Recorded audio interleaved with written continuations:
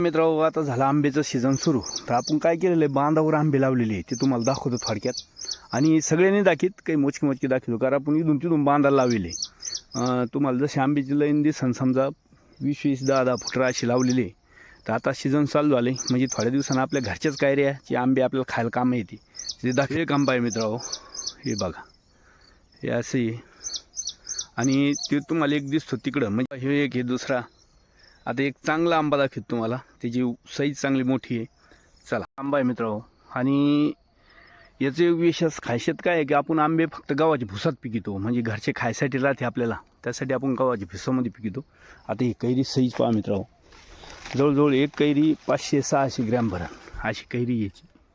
आणि आपण जे आंबे हे भुसातच पिकवून खात असतो, आहे की नाही. आता हे आंबे सीझन आहे, ते चालू आहे काहीतरी, पण आपल्याला त्याचं काय हे नाही आहे. चला, या आंबे खायला या मित्रांनो. कमेंटमध्ये सांगा कोणाला गावरान आंबे लागत असले तर आहे आपल्याकडे. चला.